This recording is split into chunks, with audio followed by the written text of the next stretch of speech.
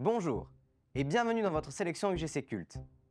Les personnalités qui ont marqué l'histoire contemporaine sont une source d'inspiration pour de grands cinéastes. Parfois avec une prise de risque assumée, les biopics mettent en lumière les zones d'ombre de grands noms connus de tout le monde. C'est à cet exercice que s'adonne Danny Boyle en réalisant Steve Jobs en 2015.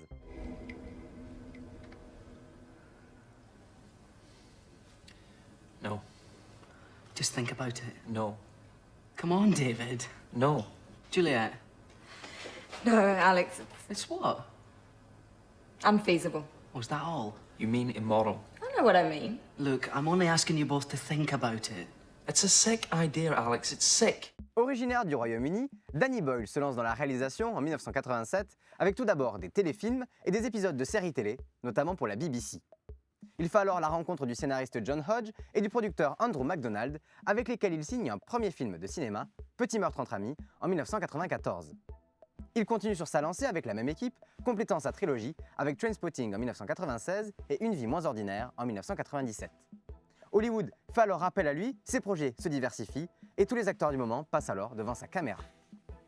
C'est aux États-Unis que le projet Steve Jobs se prépare, avec au scénario Aaron Sorkin, l'homme derrière The Social Network de David Fincher en 2010.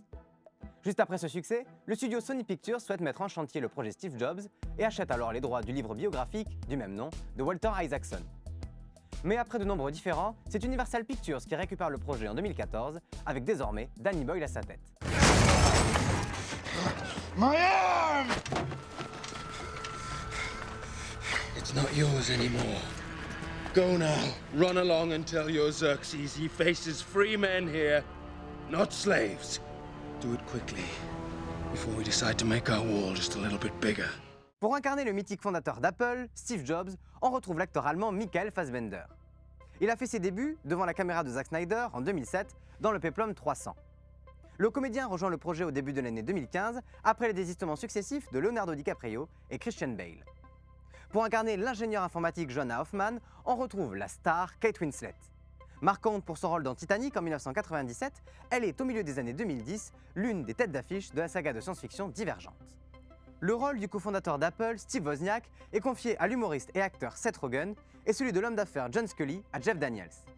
Steve Jobs sort aux États-Unis le 9 octobre 2015, puis en France le 3 février 2016. Si les critiques sont dithyrambiques envers le film, le box-office est quant à lui très mauvais, les recettes mondiales dépassant à peine le budget de 30 millions de dollars. Steve Jobs récolte quand même de nombreux prix, et notamment le Golden Globe et le BAFTA de la meilleure actrice dans un second rôle pour Kate Winslet, mais aussi le Golden Globe du meilleur scénario pour Aaron Sorkin.